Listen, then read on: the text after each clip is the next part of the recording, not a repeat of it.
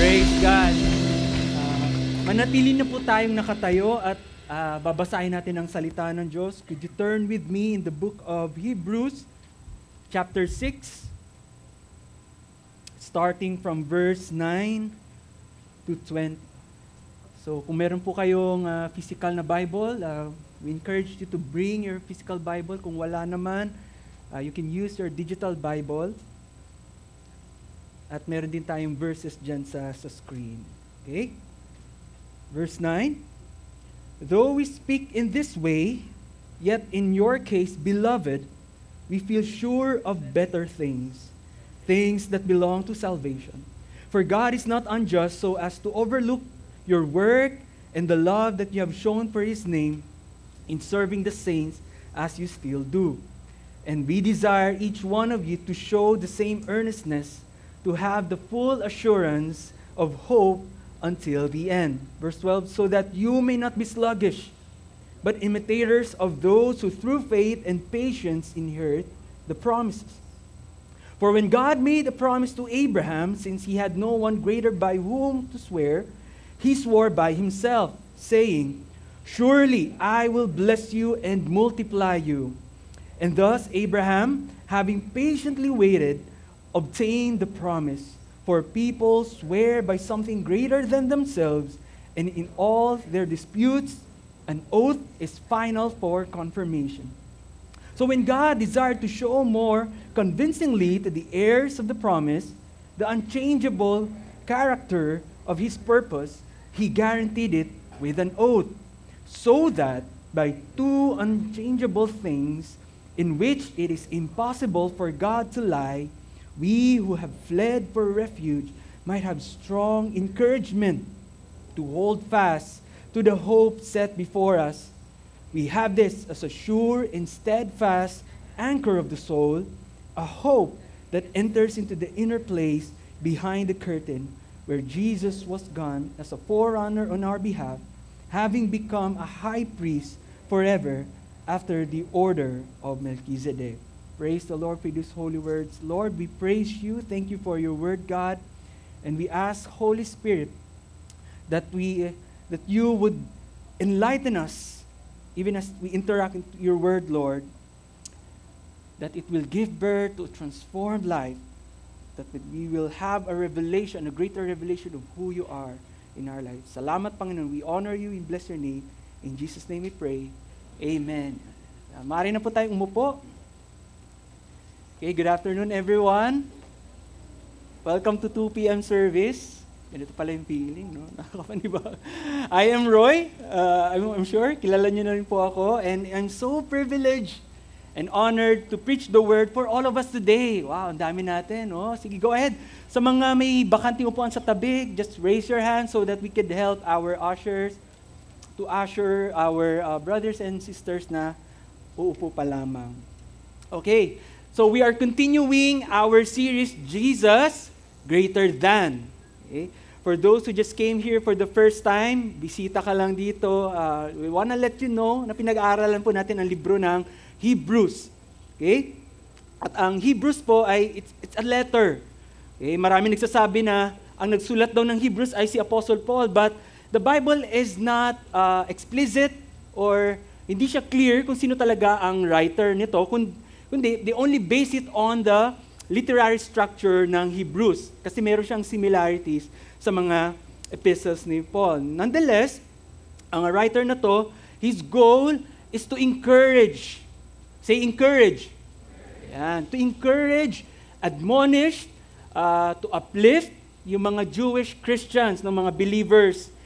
Because of the intense persecution that they are experiencing, marami sa kanila who were once Judaizers, o kaya nasa Judaism, nung nakilala ng Panginoon, na tinanggap nila ang Diyos, ang Panginoong Jesus, ng tagapagligtas nila, but because of intense persecution, sinisiraan sila, kinukuhaan sila ng property, ganun po kalala ang pinagdadaanan nila, they were tempted to fall back to Judaism. So, yun po, ang tema po ng Hebrews ay umiikot yan, in highlighting that Jesus Christ is better, He is superior, and greater than Anything else? Anyone else? Tinalakay natin, no? He is greater than the prophets. No? Jesus is more than just a prophet. He's greater than Moses, greater than Joshua, no? who provided rest. No? Jesus is greater Sabbath as well. And He's greater than a high priest. At many, many more. No? Marami pa natin pag-uusapan sa mga susunod pa na 6 pa na weeks na kasama natin ang isa't isa. So wag po tayong mawawala. At today, pag-uusapan po natin ay the better things. No? Better things of being in Christ. Okay? 13 years ago, I remember, we acquired a house sa Merville. College pa lang po ako noon. I think fresh grad po ako noon. And it was a blessing from our family kasi dad ko kaka-retire lang sa military. No? Alam, pag retired, may mga lump sum, di ba? So, it's always been his dream. Magkaroon kami ng property, no, as a family. So, it started na okay, but unfortunately, all of a sudden, after a few months, nawalan po ng trabaho yung father namin. When we acquired that house, tulong-tulong po kami, no, kasama ako when I started as an entry-level na digital artist, yung salary namin, pinagsasama-sama namin para, alam niyo yun, tulong-tulong kay pamilya. But little did we know na it would really take a toll on us nung nawalan ng trabaho yung dad namin because the bulk of the payment ng amortization sa father. Cut long story short, it was really a tough experience for all of us. It affected our relationships. Na-witness ko paano na-apektuhan din ang relationship, marriage ng parents namin. Nag-aaway sila. Nahihirapan sila maghanap ng pambayad and debts were incurred. Hindi namin alam anong nangyayari. May daming questions. During that time, kami po buong family were serving the Lord in the church. And maraming question, Lord, bakit mo kami hinahayaan na mag-suffer ng ganito? Sinabi mo, di ba, that when you bless us, you will not add trouble to it. And yet, sobra-sobra yung paghihirap, sobra-sobrang discouragement, seemingly hindi namin makita si God sa picture. And I want to pose this question to all of us as well. No? Yung tanong, naranasan mo na bang mapunta rin sa situation kung saan labis kang pinanghihinaan ng loob? Okay? Sa sobrang hirap, sakit na dinaranas mo, na gusto mo nang gusto mo na mag-quit o sumuko. Kung saan napapaisip ka kung may kabuluhan pa rin ba na ipagpatuloy yun. I'm sure all of us, no, at some point of our lives, meron tayong na-experience na ganong situation. Tama po ba? No? Whether sa work, nag-expect ka naman, promotion or everything, tapos nag-acquire ka na everything, so all of a sudden, ganun, kagaya ng sa dad ko, walang nangyari. Or a business venture. Hindi mo in-expect, biglang nag-pandemic, no? Ang daming mga incurred debts as well, business debts. No? So nahirapan kayo. You name it. It could be relationships. And I think about also alam mo yung mga kababayan natin, OFW. Meron ba dito mga OFW? You sacrifice your time with your families, pumunta ka sa abroad, nag-caregiver ka, and naglilinis ka ng dumi ng stranger, thinking na makapag-ipon ka para mapatapos mo sa pag-aaral mga anak mo. And so many, many more. And I ask that question kasi yung mga mga Jew, Christian believers, they're experiencing even more than this. And there are so many questions, kagaya natin, na Lord, bakit mo kami hinayaan mag-suffer ng ganito? Ba't hinayaan mo malugi yung business, Lord? Nagtatights na naman kami, nagbibigay kami sa missions. Hindi natin alam yung sagot. Ba't mo hinayaan, Lord, magkasakit? Yung tatay ko, nanay ko, magka-cancer. Na yung running bill namin is 1.4 million sa ICU, sa hospital. And we wish we have all the answers. Pero wala. Ang worst, hindi natin marinig si God. Pinagpipray natin na i-deliver niya tayo, pag-pray natin mawala yun, pinagpipray na mag-provide siya para matapos yung problema natin, pero seemingly, si God, tahimik siya. And yun yung pinagdadaanan ng mga Jewish believers nung time na ito. Okay? Kaya kailangan talaga nila ng encouragement. And the writer of Hebrews is emphasizing, reminding them that yung pinagdadaanan mo, wala yan sa kalingkingan kukumpara kay Jesus Christ. That nothing compares to the blessing of having Jesus Christ in our lives. But seemingly sila, hindi nila maintindihan yon. At pag-aralan natin itong chapter 6, no, pinag-aralan ko po ito mga kapatid, na-discover ko na, nagulat nga ako, sabi ko, wow, ang haba pala nito. Para maintindihan mo yung picture, kailangan mong intindihin, aralin din yung context. At umabot po ako sa chapter 5, no? Last week, Pastor JR did a great job of explaining Jesus as the high priest. It ended with chapter 5, verse 10. And then yung context nito, kung saan nanggagaling din yung writer, explaining and telling and exhorting, nag-start din siya sa chapter 5, verse 11. No? So, pag tinignan natin on the hindsight, parang yung problema palagi is the persecution. Tama ba? Yung persecution, kung mawala lang yung persecution, okay na sana sila eh. Do you agree with me? Okay yung relationship nila kay Jesus. Parang tayo, Lord, sana mawala lang to eh, itong problema na to, okay naman kami God eh. Makapagsilbi ako ng maayos, makakapag-attend ako ng mga prayer meetings, di ba? Makakapag one-to-one ako kung hindi ko iniisip yung kailangang bayaran sa bahay and everything and so forth and so. Sometimes we think that way na, Lord, dapat mag-provide ka, dapat sagutin mo, and then everything will be solved. Unfortunately, when we look at and study the lives of these Hebrew Jewish Christians, iba ang plano ng Diyos sa kanila. Okay?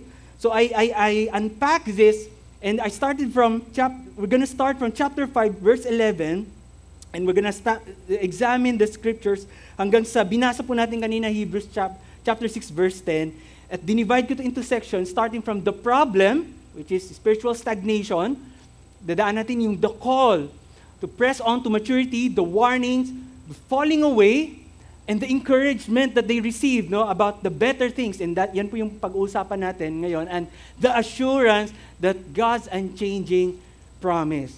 Okay, ready na po ba tayo? Okay, so tapikin mo yung katabi mo. Oh, bro, huwag ka matutulog. Kailangan mo, mahaba-haba to, pero sikapin natin, di ba? Yung, i-rebuke natin yung demonyo ng pag-antok, di ba? Para sa ating lahat ito. And hopefully my prayers for all of us is we're gonna glean principles from the Lord and marinig natin ng Panginoon. That we will not harden our hearts, but hear the voice of the Holy Spirit. So the problem is spiritual stagnation. In Hebrews 5:11-14, sabi ni writer, about this we have much to say and it's hard to explain since you have become dull of hearing. For though by this time you ought to be teachers, you need someone to teach you again the basic principles of the oracles of God. You need milk, not solid food. For everyone who lives on milk is unskilled in the word of righteousness, since he is a child. But solid food is for the mature, for those who have powers of discernment, trained by constant practice to distinguish good from evil.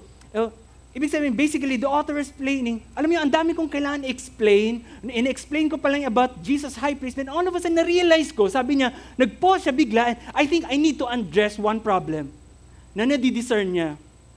Ano yon? Dullness of hearing. Hirap sila makarinig, and it's not a physical hearing na sa tenga, no?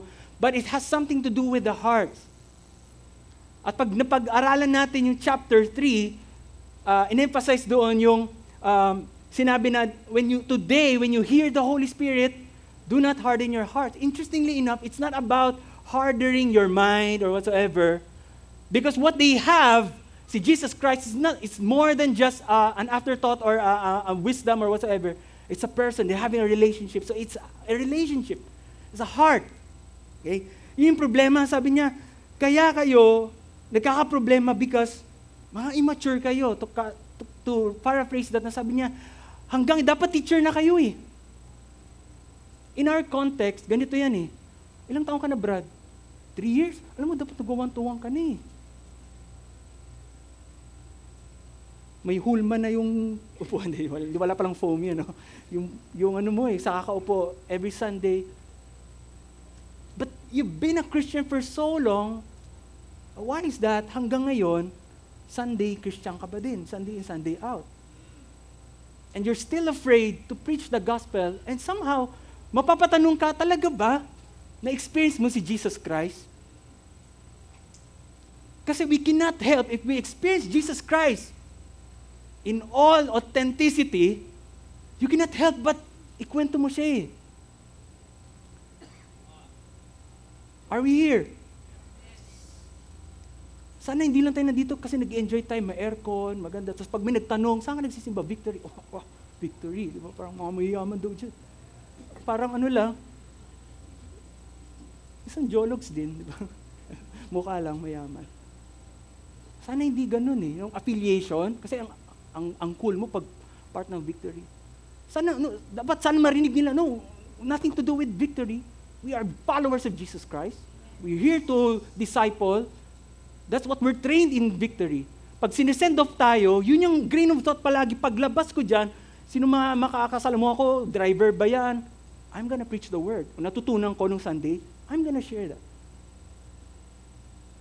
Because we've been a Christian for so long. Maintindihan po natin kung bisita ka lang, ano ba meron dito? Nag-register lang naman ako para magboto, ba't may tugtugan, di ba? Dito na biglang nagulis, may concert, wow. Ayan, di ba? Malamig, no? Aircon, di ba? Gets ko yun eh, pero tagal mo na, Brad, sis. 5 years? 10 years? It's about time. Minsan, I don't wanna dwell this, pero minsan meron tayong mga inhibitions.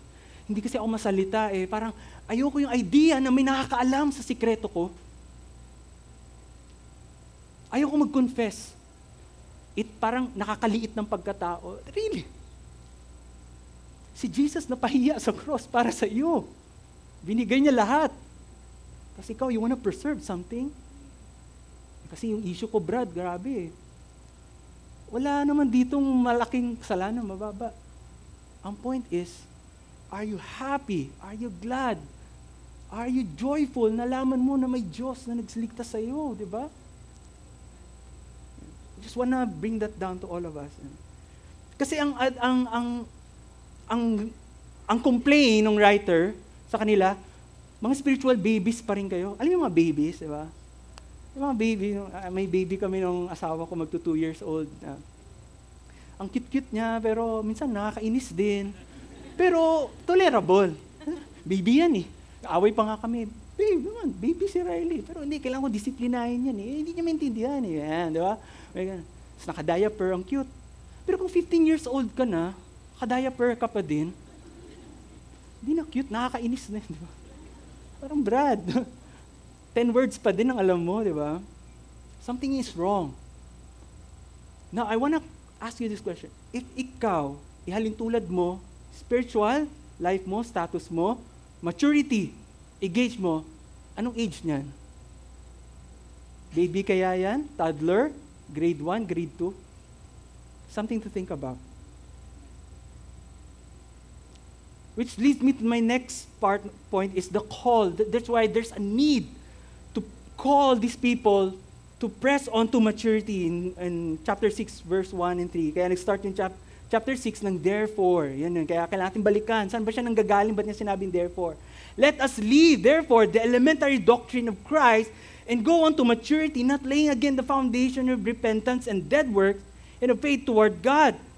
An instruction about washing, laying on hands, and resurrection, dead, and eternal judgment. And this we will do if God permits. You wanna mature? Iwan mo na yung nakakasanayan mo. In other words, sinasabi niya, huwag kang mag-settle maging baby Christian. Alam ko masarap yung gatas, pero bro, masarap yung steak. Diyan sa Roadhouse. Ay, sa BF pala yun. Hindi pa natikman yung steak. Kaso baby ka, pag pinakain ka ng steak, maimpacho ka. Di ba? And alala ko lang bigla, pumasok ang mind ko, no? Nag-nursing po ako, no? And I realized, yung tiyan pala ng baby, may tinatawag, if I'm not mistaken, renin. I don't know kung gland yun na. God put that in the stomach of baby para mag-digest. Ang goal niya lang talaga is to digest the milk. Kaya hindi nagkaka-lactose intolerance ng baby. Pero pag tumatanda na, nawawala yun unti-unti sa tiyan, sa layer ng stomach. Grabe si God, no? Kaya hindi pwede, even nature forces us to mature. time yung basehan natin, pero for some reason, bakit ganun? Ang tagal na, hindi pa nagmamature. Kaya ang dami mong complaints. Ang alam mo lang palagi, pag may problema, sa demonyo. Pag may issue, sa demonyo. Pag may suffering, hindi kay Lord, sa demonyo. Kasi I need God na nagsasuffer ako. Kasi cute na cute siya sa akin eh. Oh, kasi baby ka pa eh. Spiritually. Sabi nila, cute. Gatas pa din. Sabi ko sa wife ko, babe, train natin si Riley. Zayden na kumain ng solid food. Mahal ng gatas.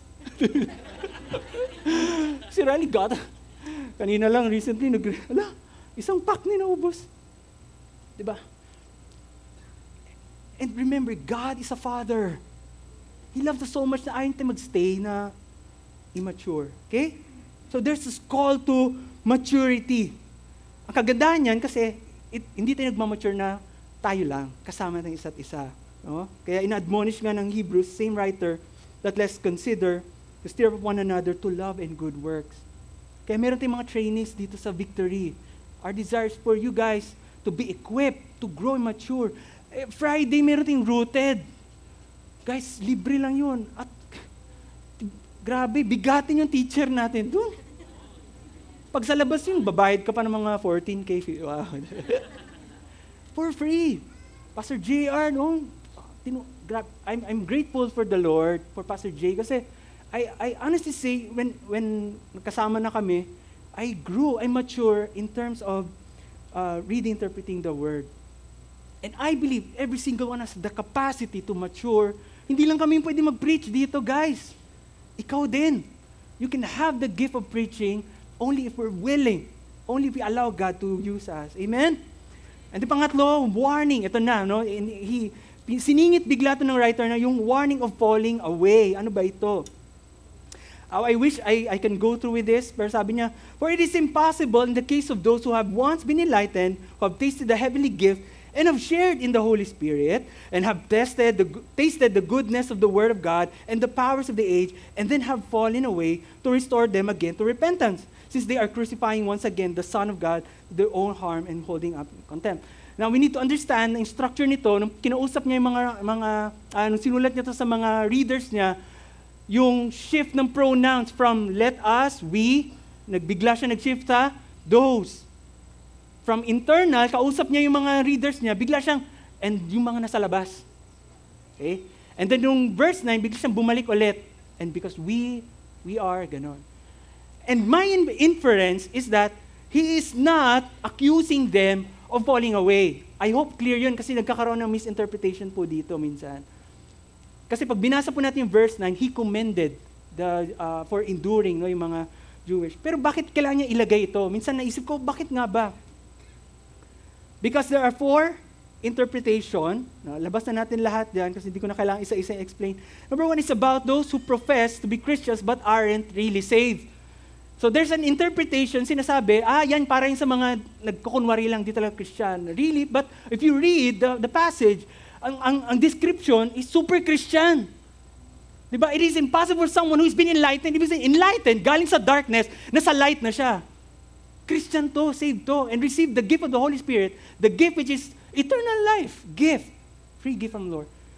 So it's hard to argue that this is the right interpretation. Pangalawa, it's just a hypothetical warning. Parang, actually, di yan applicable sa inyo, pero nilagay ko lang. Yan yung hypothetical, kasi may if eh. If you fall away, ito yung consequences. Pero sinasabi ng naniniwala na yan yung interpretation, hindi naman yung talaga mangyayari.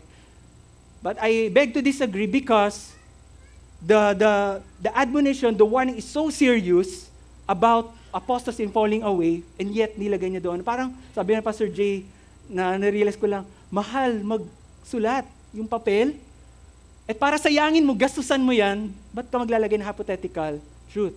So, hindi yan pasado. And thirdly, it's not about salvation, but a warning about the lack of Christian maturity o kaya backsliding. Kasi yun yung pinanggalingan niya eh. So sabi niya na baby pa rin kayo spiritually, kailangan niyo mag-mature guys, parang gano'n. So ito yung warning. So that's the third interpretation. Kaya lang sabi ko nga, there is not pertaining to these people, but it's pertaining to one outside. And the fourth one, I believe, mas closest ito, and I believe ito mas makaka-relate tayo, The fourth one is about the possibility apostasy. A Christian is leaving his or her salvation. Anong ibig sabihin nito? Pag binasa po natin Hebrews chapter 2, Hebrews chapter 3, and Hebrews chapter 10, maririnig natin yung chapter 2, pay close attention to the teaching. So you will not drift away. So paulit-ulit sa chapter 3, sinabi niya, sa verse 12, take care lest there will be any evil, unbelieving heart leading you to turn away. About turning away, drifting away. Then sa chapter 10 is about shrinking back. Na hindi mapiplease si Lord pag nag-shrink back.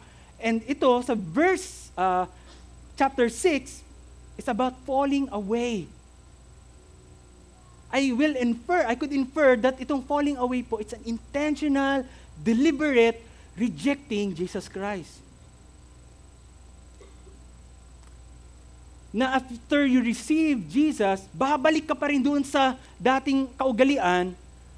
Kaya sinabi dyan, you're crucifying Jesus again kasi ganito yung scenario. Babalik ka doon, believing na yung pa rin magsisave sa'yo, si Jesus na yung ultimate solution eh. In other words, there's no more sacrificial of sin to save you. Kung ayaw mo kay Jesus, saan ka pa pupunta?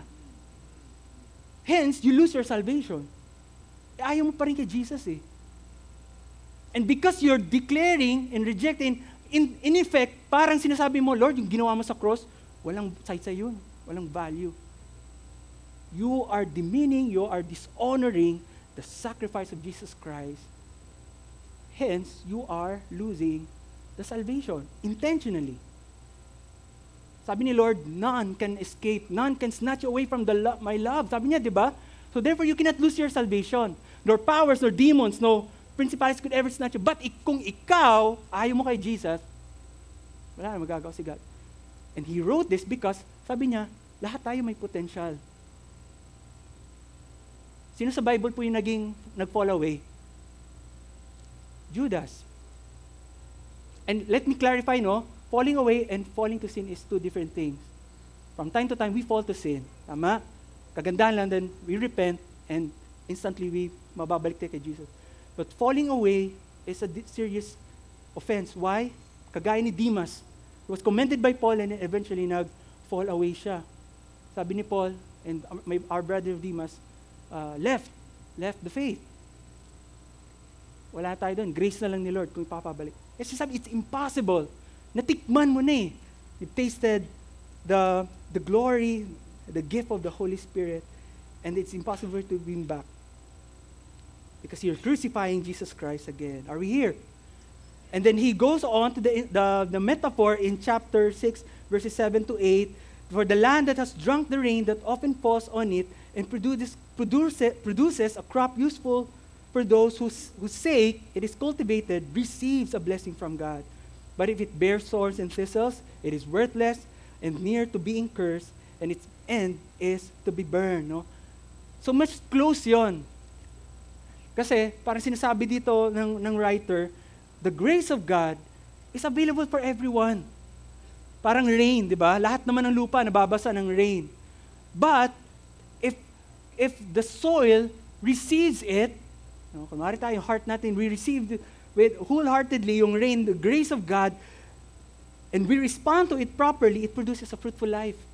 Sure yun. Magiging fruitful tayo. But if we reject it, will produce thorns and thistles, will not be fruitful.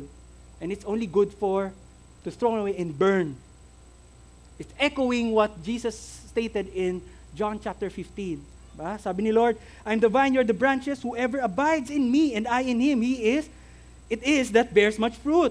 For apart from me, you can do nothing. In verse 6, if anyone does not abide in me, he is thrown away like a branch and withers, and the branches are gathered, thrown into the fire, and burned.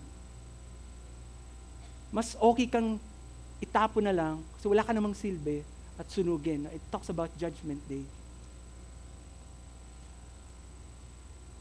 I admonish these people na kailangan, we need to receive the grace of God, Jesus, properly respond to it so that we will bear fruit. Kaya siya nag-jump into this encouragement. Okay, ito na yun. The encouragement about better things in verse 9. Though we speak in this way, sabi niya, alam ko, harsh, Yet in your case, ito na, di ba? May pinag-usapan akong mga nag-fall away. But in your case, ganun siya.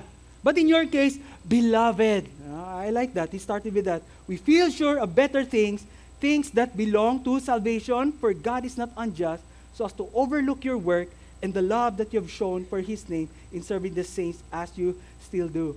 He reminds them of their identity in Christ. Minahal ka, you're chosen. Beloved. And that's the characteristic of what kind of community God is building. Tayo dito sa church. We love one another. We're brothers and sisters. We are beloved. No? Walang nalileft out. And we desire each one of you to show the same earnestness to have the full assurance of hope until the end, so that you may not be sluggish, but imitators of those who through faith and patience inherit the promise. Which is why we can presume na sinasabi itong better things is more than, well, it could be about material things, but it's more than material things. Pag i-base po natin yung statement nung writer ng Hebrews, he talks of number 1, spiritual maturity. Better things. You embrace suffering, you embrace hardship. Why? Because it's kalooban ng Diyos yun. You will attain spiritual maturity. Because anyone is in Christ is expected to go through suffering. Tama po ba? We get in trouble when we say, Lord, inaccept kita kasi dami kong problema, gusto kong maayos. Pero kung kailan nung naging born again, doon nagkaroon ng maraming problema. Baby Christian, milk pa lang iniinom. Sinabi sa Bible, if you follow me, carry your cross. Sabi ni Jesus, Matthew 5, this is the picture of my kingdom. If you want to be part of my kingdom, follow me, then you will be persecuted to the point of somebody will try to kill you. Gusto mo pa rin mapunta sa kingdom ni Lord? And because the problem of the people here, they're immature, hindi nila alam yung word ni Lord, kaya ang initial reaction nila, ayaw, hindi ko na kaya. Not knowing that the hardship itself is a blessing in disguise. It's a blessing itself. Para po tayong mga bato, no? Yung rough gold, or na kailangan i-go through fire so that yung mga impurities matanggal sa atin and then will become pure. Then only then lalabas yung value natin bilang gold, no? Isang bato. And our hardship and suffering is like that. Romans 5 verse 3, di ba? Suffering produces endurance and perseverance and produces character and then hope. That's better things. And it goes on, God is not unjust so as to overlook your work and love that you have shown for His name in serving the saints as you will do. And I'm talking about sa mga serve teams natin. No? Sino dito you're part of a serve team ministry? Kids, events pro, yeah, huwag kang mahiya. Proud ka, di ba? Yan, serving, ayan, no? I want to commend you. I want to honor you right now. I know you're also going through tough times. But you are here, you're serving, because you understood that this is what it means to really live out the Word of God because of your love for Jesus Christ. Yung hirap natin, yung struggles natin, the love of Jesus, the gift of God for us outweighs all of that. I hope yun, no? Hindi tayo nagko-complain, and I want to commend you. Hindi man kayo mapansin ni Pastor, no, or ni Pastor JR, okay lang. Or ni Pastor JR Estrada, our senior pastor, or yung team leader ninyo, hindi kayo ma-appreciate kahit minsan man lang, or parang, uy, good job. Pero one thing for sure, si God, kita niya yon. Nakikita niya yung bawat hirap mo, pag nag-commute ka, umiiyak ka, nabahaan ka, parang, nag-serve lang naman ako, tapos ngayon dito na yung bang. Baka magka-leptospirosis ako. Diba? Sisihin mo si Pastor. Diba? Ba't pa kasi tinuloy yung service? Ay, joke. Baha na nga. Joke lang. No? Never magmimiss si God. Lahat ng efforts, and that's the assurance knowing that God's justice ensures that our efforts and sacrifices will not go unnoticed and unrewarded. There's a promise of rewards, mga kapatid. Don't worry. There's a reward. Matthew 10 speaks of that, 41-42. Prophets' rewards, righteous persons' rewards. Diba? Even as a cup, you offer to little ones, sabi nga, di ba doon, mga baby Christian, you will not lose your reward. So God is for rewards. That's a better thing that we have. Kaakibat ng salvation na meron tayo. We get to experience those rewards.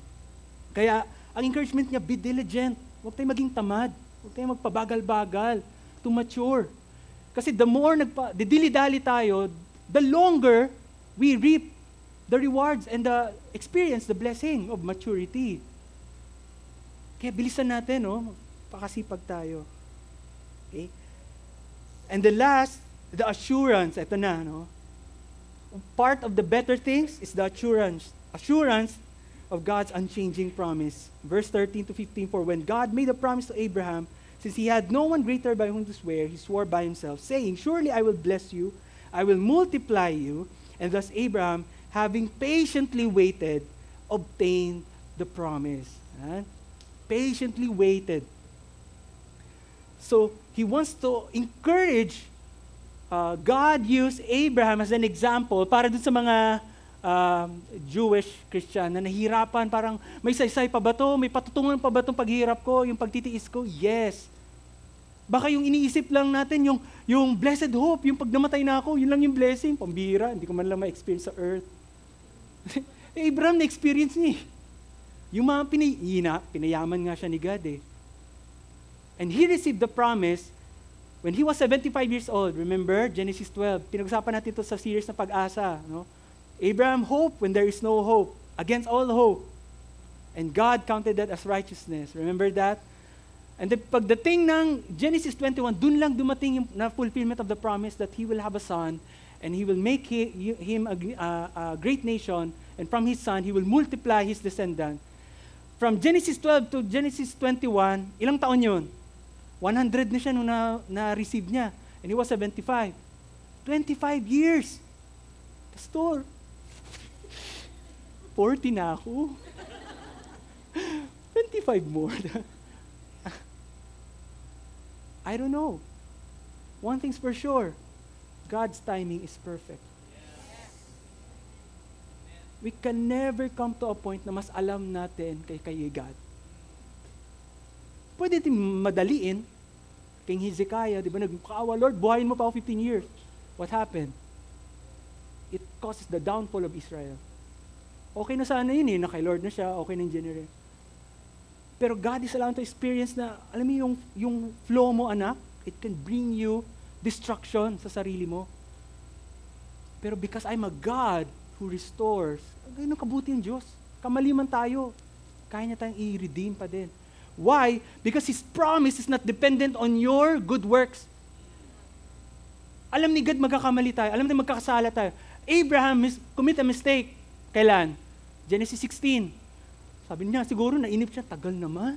Baka pwede na itong maid ng asawa ko, si Hagar. And then gave birth to Ishmael. Sabi ni Lord, no, I'll give you a son. Manggagaling sa'yo. He still fulfilled the promise. And if you receive a promise from the Lord, believe. He will fulfill it because sabi dito, it is impossible for God to lie.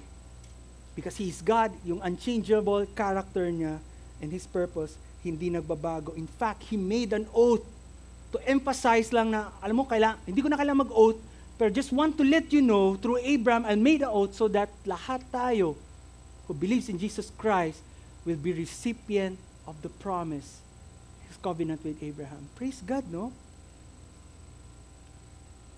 And lastly,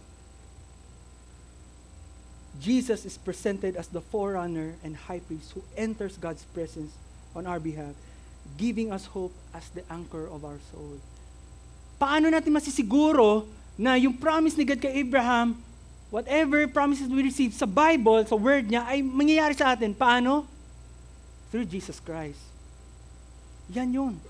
Because that proves the justice, yung pagiging tuwid ni Lord, yung character niya, sa anak niya kay Jesus Christ. We put our faith in Jesus, then we will experience the better things. better than we could ever think of na siguro mas better kung quit na lang ako. It's not worth it. It's not worth it. Yun yung better things that we get to be part of the family of God. Imagine, the creator of the heavens and the universe, naging kapamilya ka ni God through Jesus Christ. Saan ka pa? Insecure ka pa din ba? The creator of the universe died for you. Will you still be insecure? What's our takeaway? And as I end, takeaways natin. This is my admonition to all of us. Don't settle for milk. Grow into maturity. At huwag na nating patagalin pa, huwag natin magpabagal-bagal. Let's make haste. Lord, I'm here. Whatever issues you have in your heart, deal it with the Lord. Pangalawa, don't drift. Hold firmly to Christ. Because there will be lies from the enemy, left and right, sabihin sa'yo, wag na ituloy yan, ganyan. Let's hold fast. Hindi, Lord, totoo yung promise mo sa akin through Jesus Christ. Kay Jesus tayo kakapit. And then don't lose hope because God's promise is sure and Jesus is our anchor. The anchor of our soul. And going back to my story, grabe hirap namin. Took 13 years. Hindi namin alam kung saan patutungo to. Parang, Lord, ano ba? Ito na lang ba to? Babayad utang, karoon ng rift sa relationship. And guys, atin-atin lang to ha. Because of that, muntik na ako mag-quit sa ministry. 2021, I remember, August. Sabi ko, Lord, ayoko na. Mag-work na lang ako sa corporate. I was earning much as a digital artist. I think kailangan kong unahin mga magulang ko. Hindi ko kaya nakita sila nag-aaway. Hindi ko kaya nabibreak yung heart ko. And I could still remember 3 a.m. Hindi ako makatulog na sa kama. Sabi ko, Lord, I need to hear from you. Grabe si Lord noon, gracious niya. Kasi I realized, dahil na pala yung hearing ko, kasi yun yung isip ko eh. I'm willing to let go the plan of God, yung calling niya sa akin. And to God be the glory. When I opened the Bible, led me Ecclesiastes. Alam mo sabi ng Panginoon? Roy, remember your vow. You made a vow to me, Roy. It was a rebuke. Sabi ko, hindi. Lipat pa ako. Biglang sabi niya, it's a foolish thing to say, better are the days before than now. Kasi yun yung bibig ko, okay na siguro, victory group leader lang ako, tumutugtog lang ako sa music team, wala namang hangarin maging pastor or whatsoever, okay na ako, nagsettle na ako. Milk. Sabi ni Lord, it's a foolish thing. Sabi ni Lord, huwag mong maliitin yung plano ko sa'yo. And it was a rebuke. I was crying, and I was filled with fear and reverence sa Panginoon. Sabi ko, Lord, sorry. Kasi feeling ko papatayin ako. Ganun. Umiiyak ako. 3 a.m. Mahagulo. Lord, sorry. Because I put yung plano mo sa akin into somehow dishonoring kay Lord. Tinawag tayo ng Diyos eh. Tapos pagpapalit natin siya. And that's my prayer for all of us. That we would endure. That we would hear from the Lord. And ano nangyari sa magulang namin? Nakita namin yung plano ng Diyos. When my parents decided to sell the house, sabi nila, anak, na-realize namin, the house become an idol. It becomes an idol. Yung idea lang na meron tayong property, mahiya sa mga tao. And I'm sharing this openly because ito yung breakthrough namin family. Na-realize ng mga magulang ko, hindi natin kailangan magka-property to prove to anybody. So we sell it. Guess what? Who would have thought, ang bibili ng bahay namin, kapitbahay namin. Galing Guam, yung tita ng kapitbahay, sabi niya, oh, you're selling your house. Can I come in? View siya. Sabi niya, I wanna buy this house. Eh, bulok-bulok na yung bahay namin dun. May butas na. So kami, really? English din. Hey, she's from Guam. Yeah, I'm gonna buy this. So sabi niya, ay, may mga gamit pa po, hindi pa namin mabenta. Include na yan, sabi niya. Grabe, no? In a snap of a finger, sabi ni Lord, yan lang kailangan ko, anak, submission mo. Yan lang kailangan ko, na matutunan mo, mag-depende sa akin, matutunan mo mag-surrender sa akin, and you will experience better things that you've never imagined. Amen? Why don't you stand up? I'm going to pray. I want to call on the music team. And there's no fleeting response than to worship God. No? And I think about yung mga hirap na dinaanan natin. And my hope and prayer is that we will have a different perspective ng pinagdadaan mga challenges natin. Because it's for our own good. God loves us so much na hindi niya hayaan magstay tayo ng immature kung nasaan ka ngayon. Maganda ang plano ng Diyos, mga kapatid. Maniwala po kayo. Ang ganda ng plano ng Lord sa bawat isa sa inyo. Kung makita lang natin yon, learn to surrender and believe God that His sovereign, that His plans is perfect, His will is perfect, good, and pleasing for all of us. Let me pray for you, and then we're going to worship. Lord, thank you, God. Thank you for your children. Thank you for your word, Lord.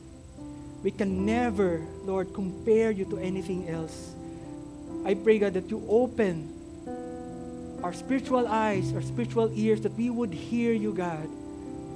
That we would not come to a point, Lord God, of trading you to something else, Lord, that will bring us comfort, bring us fame or satisfaction, Lord. Ngayon pa lang, we're making a decision that will never compare you to anyone and will not trade you off, Lord God, to anything in this world. Because ikaw lamang sapat ka na, O Diyos. Sapat ang pagmamahal mo. Sapat ang kapangyarihan mo sa aming lahat. And with that, we want to worship you and give you praise. In Jesus' name, amen. Let's worship the Lord. Sapat ang biyayang nagmula sa'yo, sapat ang kaluwalhatian mo, sapat ang kapangyarihang taglay mo. Buong galak itataas ka, O Kristo. With your own words. Ang biyayang nagmula sa'yo. Yes, God, this is our declaration. Sapat ang kaluwalhatian mo, sapat ang kapangyarihang taglay mo. Buong galak itataas ka, O Kristo. Sapat ang biyayang nagmula sa'yo, sapat ang kaluwalhatian mo, sapat ang kapangyarihang taglay mo. Buong galak itataas ka, O Kristo. Sapat ang biyayang nagmula sa'yo, sapat ang kaluwalhatian mo, sapat ang kapangyarihang taglay mo. Buong galak itataas ka, O Kristo.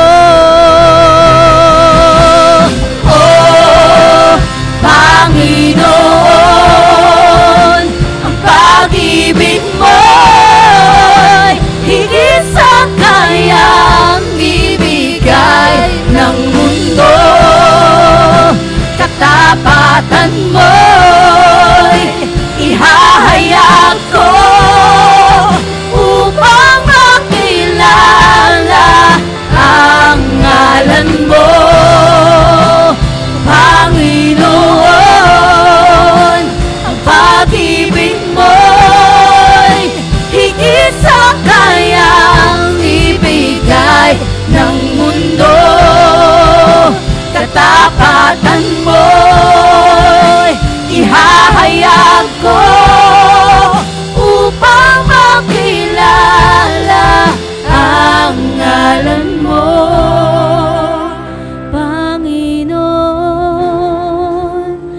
Pag-ibig mo'y higit sa kayang ibigay ng mundo. Oh, we declare your faithfulness. Upang makilala ang ngalan mo, Panginoon.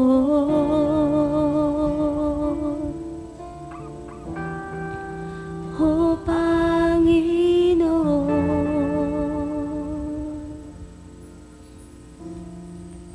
The Chief Executive Officer of the biggest company in the world, the most important company in the world, NVIDIA, the manufacturer of smart chips na nagpo-produce po para sa mga AI. He told a graduating class, and he said, being smart is not enough. And I hope that all of you, he said, I hope that all of you suffer. Because suffering produces character. Being smart is not enough. You need character if you want to succeed. Mga kapatid, unbeliever po itong nagsasalita. Isang Taiwanese na nag-migrate sa Amerika, naghirap ng tudu-tudu, walang prinu. Hanggang sa umangat. At ang sabi niya, I wish that you all suffer. Because being smart is not enough. And sometimes, when we pass through sufferings, we pass through difficulties, kaya sabi natin, Lord, bakit? Lord, bakit? Baka magsalita si CEO at sabihin niya, mabuti sa iya. Kailangan mo yan. Because it will produce the right character you need so that when the reward comes, you will be able to handle the reward that I am about to give you. Amen? Who among you here, you want the reward of God?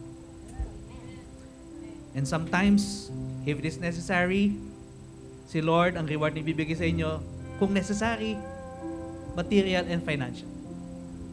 Pero hindi laging ganun. Sometimes, it's having a relationship with a wife.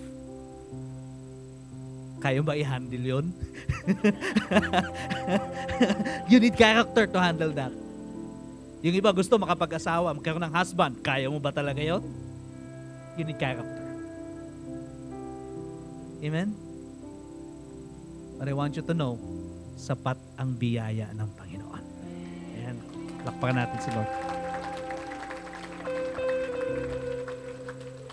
Some of you, while I'm speaking, while Roy was speaking, deep inside, just sabi, Lord, ang sakit-sakit talaga. Lord, I'm tempted to walk away na talaga. Promise. Well, you can come to God and say that. Yes. You can always come to God. Actually, kahit di mo nga sabihin yun, alam ni Lord eh. Ben, pa'y tatago. Sabihin mo na. And then you bow down to God and say, God, I still choose to follow you anyway. Lord, give me the grace. Why don't you raise your hands to God as I pray for you? Lord, iba-iba po yung sitwasyon namin. And yet all of us have our issues and concerns, different forms of sufferings, different forms of pain, different forms of questions and doubts. But God, I pray for your people. Lord, yung iba po, dumadaan sa sitwasyon nila na parang walang katapusan. Parang NLEX na dadaan sa ECTEX, sa TPLEX na parang wala ng dulo. Hindi nila makita yung light at the end of the tunnel. Yung iba naman po, Panginoon, ang feeling nila, bit-bit nila, pasan nila ang daigdig. pasan-pasan ang burden ng pamilya.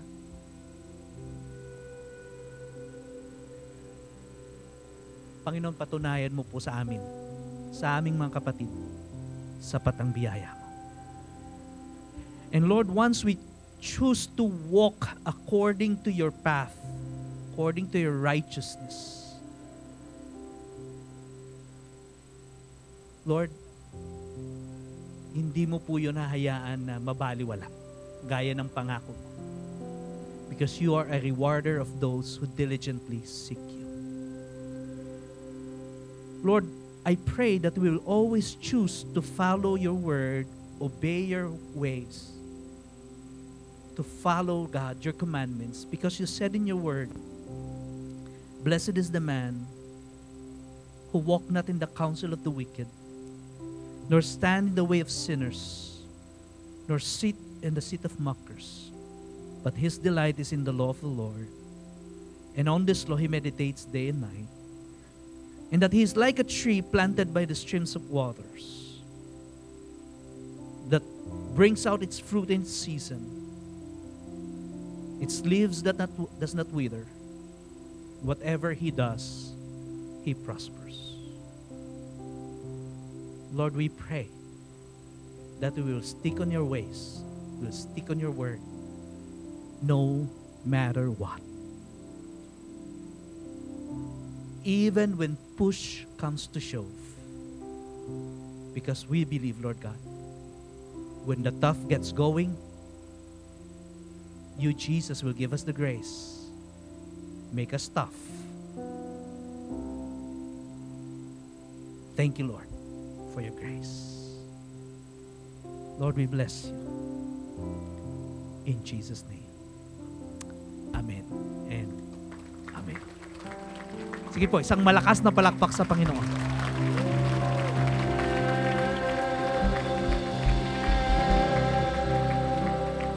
Thank you, Roy. Thank you for blessing us with the word. We're almost done. In a short while, I will send you to be the scattered church that the world needs. But our worship is not complete without our worship of giving. Amen? So I'm going to read to you Psalm 116. But before that, before we proceed, I just want to encourage everyone, if you want, di ba, parang minsan, bakit sila kaya lang sabihin yun? Yung kaya lang kahit mahirap. You know what? It takes a good foundation for you to be able to say that. Kaya minsan nahihirapan tayo kasi mababaw yung pundasyon natin, immature tayo. That's why we want you to attend Spiritual Foundation this coming September 6. Alright? Paki-flash nga natin yung ating Spiritual Foundation class. Para po tumibay yung pundasyon natin. Hindi yung kada konting kibot, bagsak tayo. Konting kibot, compromise tayo. Di ba? But as we strengthen our foundation and our faith in God, we will become much stronger. Amen? Alright. So let's open our Bible. Psalm 116, verses 17 and 18.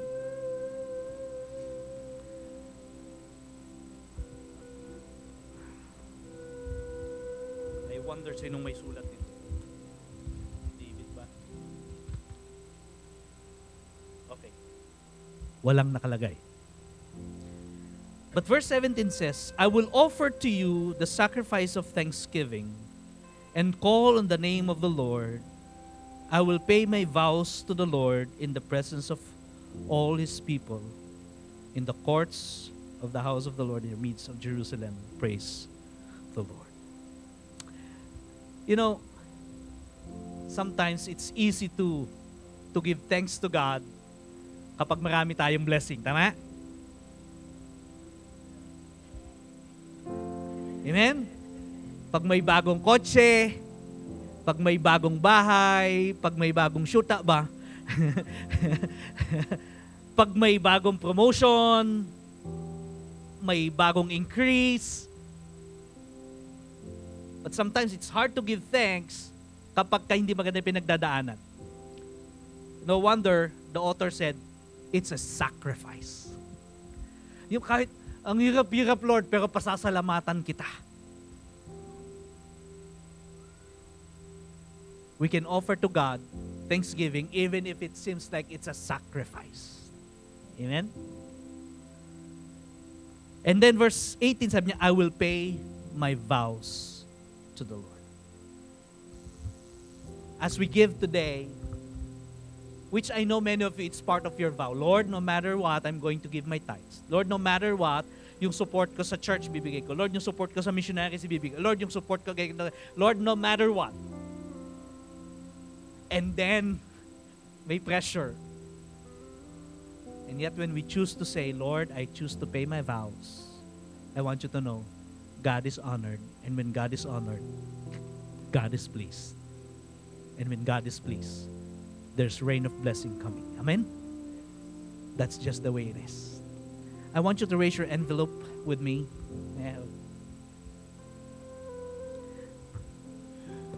May laman o wala, it's okay.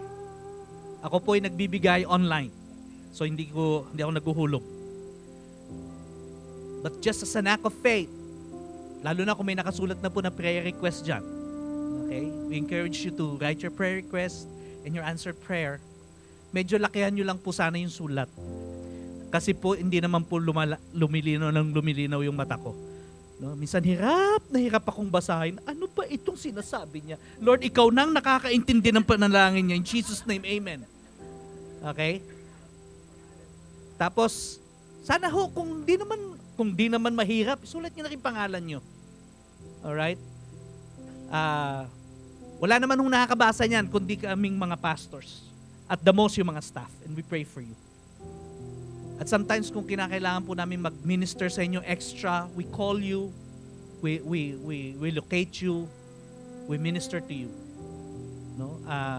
So, please do right. Kung okay lang naman po. Pero yung pakiusap ko, pakilinawan po yung sulat. Ang hirap po talagang magbasa. Amen?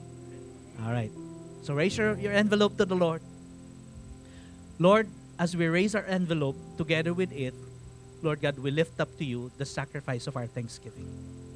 Thank you for the opportunity, Lord God, to take part in advancing your kingdom, in making disciples.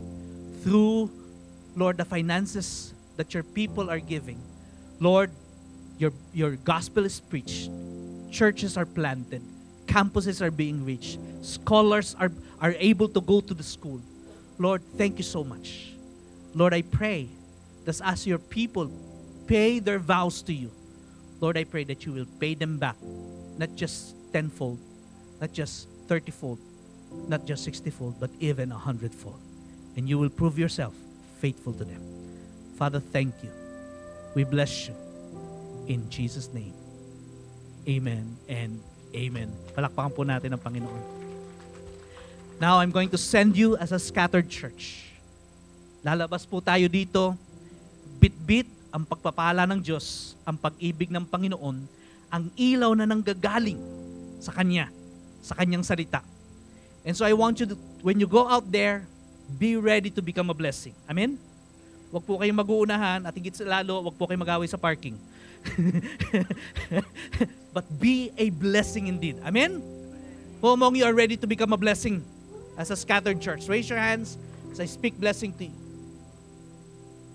You are the light of the world. You are the salt of the earth. You are a blessing to this world. As I send you today, may the name of the Lord be honored with your lives, with your words, with your works, with your thoughts, in your community, in your barangay, in your home, in your workplace, wherever you are. May the Lord bless you and keep you. May the Lord make His face to shine upon you. May the Lord be gracious to you. And may the Lord turn His face towards you and grant you joy, peace, hope, love. And may your family be always intact for Jesus. In Jesus' name,